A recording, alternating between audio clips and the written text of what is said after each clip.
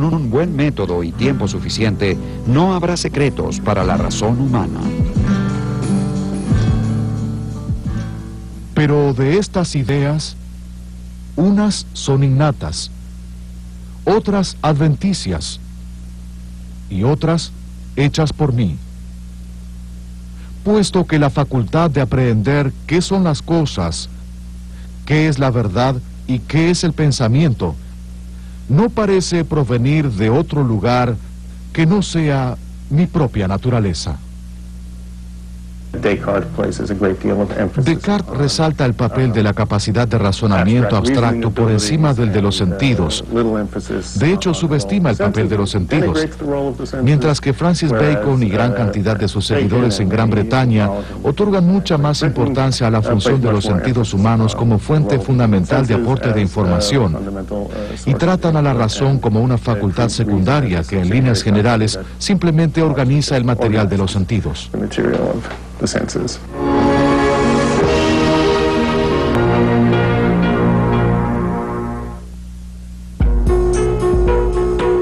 Francis Bacon fue uno de los primeros defensores del empirismo y consideró a los sentidos como los verdaderos cimientos sobre los que habría de erigirse el conocimiento. Los tres empiristas más notables fueron ingleses: John Locke, George Berkeley y David Hume.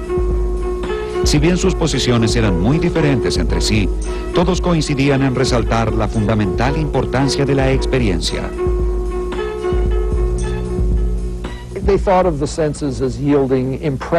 Consideraban que los sentidos producían impresiones o ideas en la mente, lo que nosotros conoceríamos como imágenes visuales. Es decir, que algo se vea de un cierto color y con una cierta forma. Y sostenían que estos datos sensoriales eran estados mentales u objetos que se presentan a la mente y están dentro de ella. John Locke fue un enemigo de la tiranía en todas sus formas y se opuso vehementemente a la noción cartesiana de las ideas innatas. Locke sostuvo que si estas verdades generales, como los principios lógicos y matemáticos, fueran innatos, un niño los conocería por sí mismo y no habría necesidad de enseñárselos. Debido a que las ideas innatas no existen, la mente humana se comporta como un papel en blanco que va adquiriendo contenido a través de la experiencia. Según Locke, una idea es toda representación que podamos tener en la mente.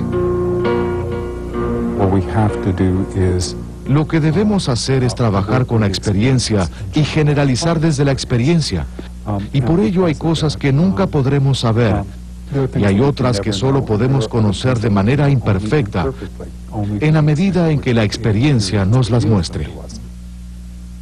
Obsérvese a un niño desde su nacimiento y se verá cómo con el paso del tiempo la mente se despierta más y más por los sentidos.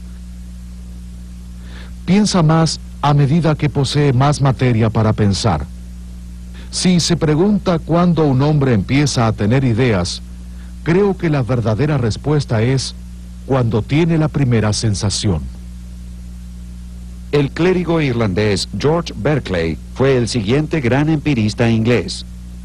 Al igual que Locke y Hume, Berkeley depositó su confianza en la experiencia sensorial.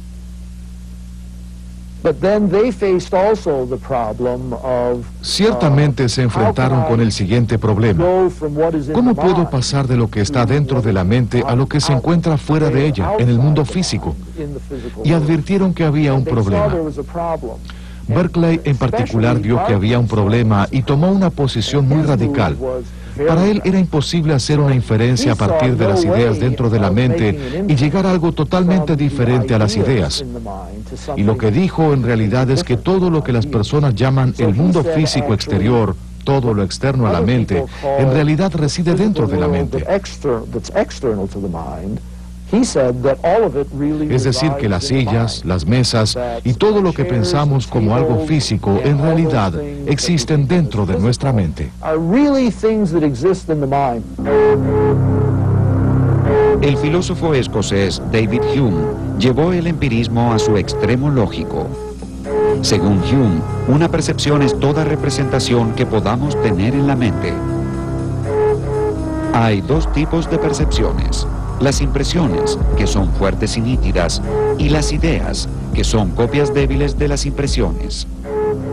Por ejemplo, ver el color rojo es una impresión, recordarlo o imaginarlo es una idea. Toda impresión deja una idea como huella, y toda idea se origina en último término en una impresión. So one kind of impression are sensations. And Hume would take those to be basic. Las sensaciones son un tipo de impresión y Hume dirá que estas son básicas. Una vez que uno encuentra el origen de una justificación en una impresión, no es posible avanzar más y entonces se ha completado este tipo de regresión, con lo cual volvemos a la proposición fundamental. Según Hume, hay otro tipo de impresiones, no impresiones del mundo exterior, sino de mi propio estado. Por ejemplo, siento dolor o estoy feliz. Esas cosas son impresiones internas, de mi ser, por así decirlo, impresiones de la mente en sí. Y entonces, nuevamente, es posible encontrar el origen de las justificaciones en impresiones de este tipo. Y entonces, no tiene sentido continuar avanzando. Hume dirá, no es posible seguir avanzando. Hume escribió: la mente es una especie de teatro en el que distintas percepciones se presentan de forma sucesiva. Hume creía que las impresiones pueden ser simples o complejas. Un color, por ejemplo, es una impresión simple, pero un objeto tal como una manzana genera una impresión compleja porque incluye, aparte del color, otras dimensiones de la experiencia, como el tamaño, el gusto y demás. Una idea también puede ser simple o compleja. Muchas ideas complejas no se originan en la experiencia, sino que son el resultado de combinar en nuestra imaginación ideas simples o complejas que sí provienen de la experiencia. Hume llamó asociación a la actividad de relacionar ideas en la mente. La asociación puede ser de tres tipos: por semejanza, por contigüidad y por causalidad. Hablamos de semejanza cuando vemos el retrato de una persona y pensamos en la persona retratada. Decimos contigüidad cuando desde una ventana vemos un techo y suponemos que allí debajo hay una casa. Finalmente, la causalidad se refiere a nuestra expectativa de que ciertos hechos sean siempre seguidos por otros.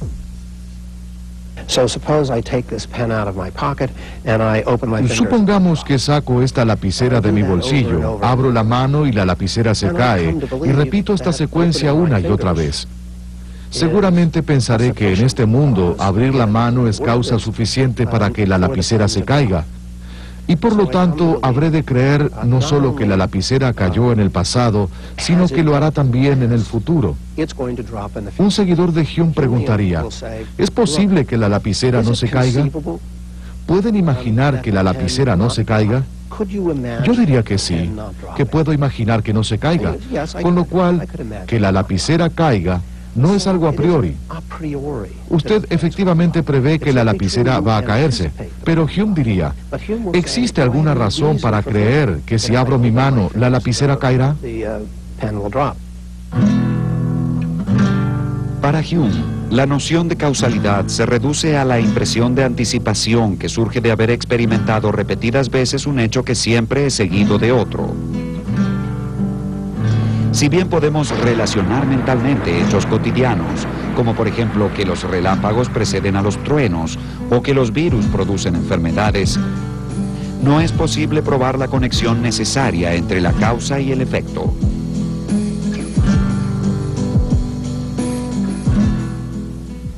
Cuando miramos los objetos externos en torno nuestro y examinamos el modo de operar de las causas, nunca podemos descubrir ninguna fuerza o conexión necesaria, ninguna cualidad que vincule el efecto con la causa y haga que el efecto sea una consecuencia inevitable de la causa.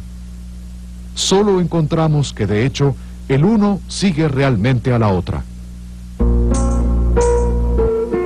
Hume sostenía que si bien podemos anticipar hechos que suceden en una secuencia, no es posible probar la existencia de una conexión necesaria entre ellos.